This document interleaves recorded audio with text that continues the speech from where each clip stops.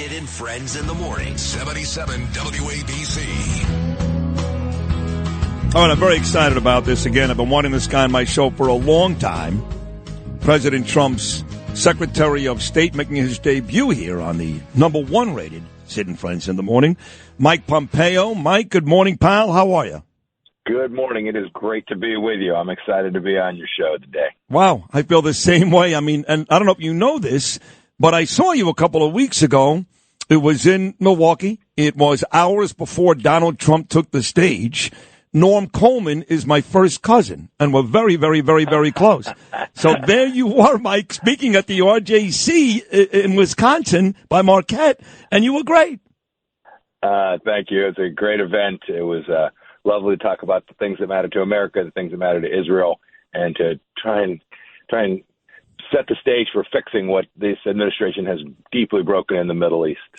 Boy, have they ever. And, you know, I see a lot of Jewish people, Mike, and I read about this every day. You know, Trump on this show a couple of weeks ago called Jews who vote for Democrats fools, and it was everywhere. And I called Doug Emhoff a crappy Jew, and I stand by that, by the way.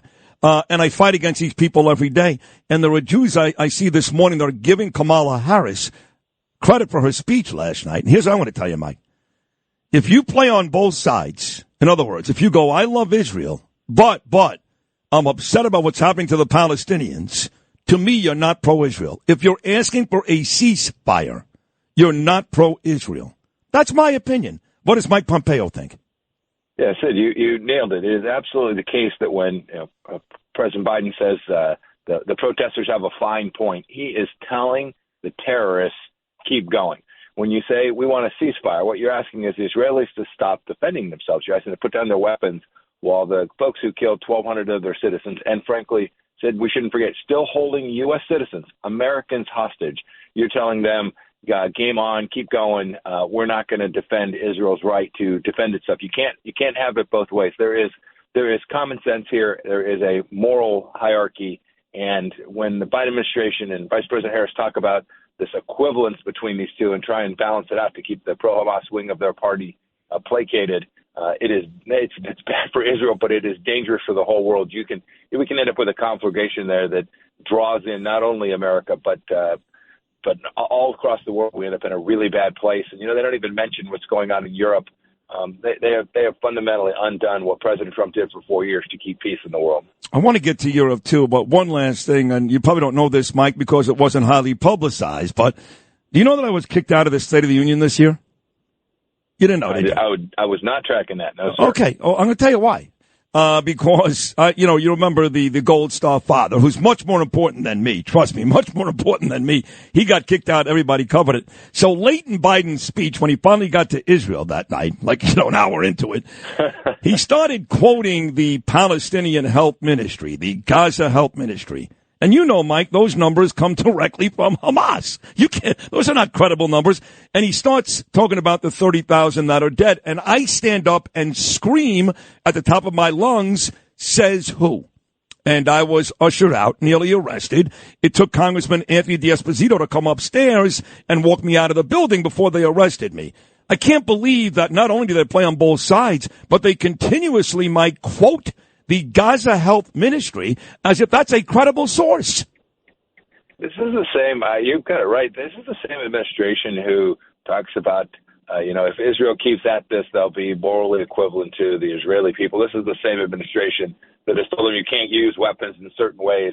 It's the same administration that gave money to a UN organization called UNRWA. A name's not important, but know that they have folks who actively engage in October 7th terrorism working inside of that institution. This administration continues to take your money, your U.S. taxpayer dollars, and fund UNRWA. They don't get it. They are unserious, and it is unsafe for America. And don't forget Kamala Harris, the lady last night, talking about how much she cares about the Israelis. Right? She's the same lady that went to a glorified sorority party rather than watch PB speak in front of Congress. That was gross. And she's also the same lady that not that long ago talked about at least considering a total arms embargo to Israel, Mike. And the next day she walked that back. She's a liar. Okay, let's get to Europe, okay? You just mentioned it. All the good stuff Donald Trump did in Europe has been unraveled by this administration, Biden, now Harris. Be a little more specific about that for my listeners. if the American leader, the commander-in-chief, the president of the United States, is not serious and not respected, other nations will continue to walk all over us. It'll affect every family. It'll affect whole business. And this is what we saw happen in Europe. Vladimir Putin respected President Trump. There is no possible imaginable way that this war would be taking place in Ukraine today if President Trump was still there, because Putin knew that the cost would be too high. It wasn't about flexing and putting American troops every place. It was about using American power, our economy, our people, all the tools that we used for 4 years to protect and preserve sovereignty and peace in the world. To see what's going on now with thousands of innocents still being killed in Europe is tragic, and it is the failure of the Biden administration in Afghanistan and in Russia that has led to this conflict. You know, Mike, the more we talk about these world defense, the more I think maybe I'm not such a good guy because I have very little sympathy for the quote-unquote innocent Palestinians because I'm not sure they exist. And with Russia, Ukraine, I can't believe the amount of money. I can't believe the amount of money that we've sent to Ukraine and Zelensky. And part of me, maybe the conspiracy theorist, believes that part of that is a kickback to Biden for continuing to employ his son over those years and all the money back and forth. I believe that there is some type of issue keeping those two guys close that has nothing to do with keeping Ukrainians safe. Am I crazy? Well, no, the second part is definitely true. There's no doubt. We know what Hunter Biden was doing there. We know that the Biden family was connected to some form of corruption. I mean, he was on the board of an energy company he had while he was incapable of deciding whether he was okay to buy a weapon. And that part's absolutely true. My view is that the deterrence to keep Vladimir Putin at bay, to keep him from marching through Europe, matters to an awful lot of Americans.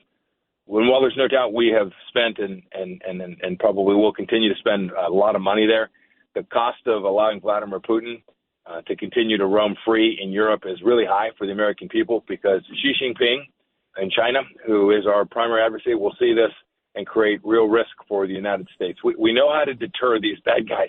It didn't cost us nearly this much money to keep Vladimir Putin on his side of the line, and yet, President Biden said, people forget, he said, well, a small incursion might be okay, and then let 13 Americans be killed in Afghanistan, letting the Taliban run all over us. This puts America on its back foot, and it is really dangerous. Well, so again, a couple more minutes here with Donald Trump's Secretary of State, the great Mike Pompeo. Yeah, you mentioned China, and how does Kamala last night accept this nomination? I mean, there was no policy talk anyway, very little, outside of Israel. How does she accept this nomination last night? And Mike, she never mentioned China, ever. So I have no earthly idea what she thinks about China. And worse than that, the fact that I don't know is troubling. The fact that she doesn't know is really risky. She has no plan. She has no thoughts. I know her pretty well. When I was the CIA director, she was on the Senate Intelligence Committee. So I would brief her in closed hearings. She just didn't have any idea. She was ill-informed. She didn't care. She wasn't interested. It was all about happiness and joy and all the things we've seen at this convention. This is a hall of mirrors, and I'm confident that the American people could see that.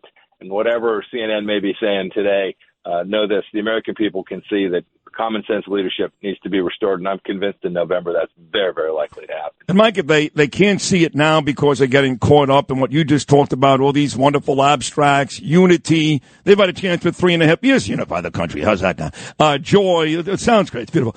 Would you agree that September the 10th, if she hasn't been exposed yet, our friend President Trump is going to expose her in a big way? No doubt about it. We saw what happened the last time President Trump debated someone from this administration. Ended up having to withdraw from the race. And while I don't think she's likely to withdraw, I think what will happen is that she will be forced to answer questions that she either can't answer, doesn't want to answer, but more likely just doesn't know. Not a serious person, pretty naive, and President Trump will expose that. And that's really important to the American people. The policy differences and the way it will impact the ordinary Americans' lives are very real. And the American people will see that. That's just a couple of weeks off now. I cannot wait for that because I think the American people deserve that moment. Me too. I can't wait. One more, Mike. I'm a big fan of Bibi. What can I tell you? I think he's got the hardest job in the world. For people, they expect him to wipe out Hamas. Keep Hezbollah out of the north. Stop the fighting in Judea and Samaria. And at the same time, by the way, bring home all the hostages safely. I mean, I think some of these people are nuts. It's almost impossible for Bibi to do that, So here he is doing his very best, and he gets killed in the United States. He gets killed in Congress, killed at the White House. Even folks in Israel kill him every night in Tel Aviv. And I actually felt badly for the guy. I'm a big Bibi guy. Do you agree, or maybe disagree, that the criticism in and around Bibi is way too much? It is. And here's the good news. I know him very well. I spent countless hours with him when I was in the Trump administration. He is serious about the central thesis, which is he understands this is the rightful homeland of the Jewish people, and he's damn well going to do whatever it takes to protect them. And he is determined. His political fighting at home, the challenges he faces from the UN and abroad, he is a tough leader. And I'm convinced he has the right end of the stick and knows that you can't lay down your weapons. There can't be a ceasefire. He's got to get the hostages home. He's working it, and he's done pretty good. There's more folks to get home for sure. But he understands that this threat from Iran, he talked about the Houthis, he talked about Hezbollah, he talked about Hamas. In the end, this threat from Tehran is real. They want to wipe Israel from the face of the earth and want to come after us in America as well.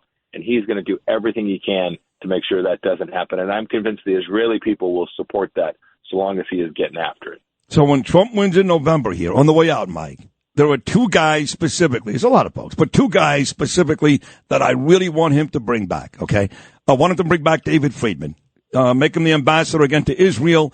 David Friedman does too good. And I want him to bring you back, again, as Secretary of State.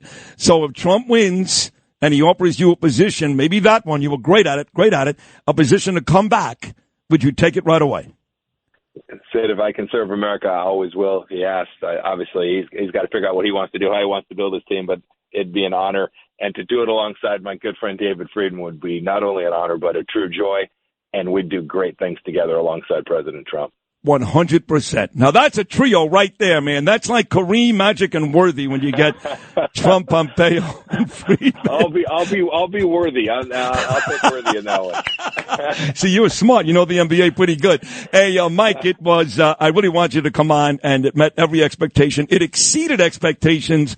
God bless you. You're a great American. I love you. Thank you so much. Have a great weekend, sir. You too. The great Mike Pompeo, right there, Trump's former Secretary of State, making his debut on Sid and Friends in the Morning.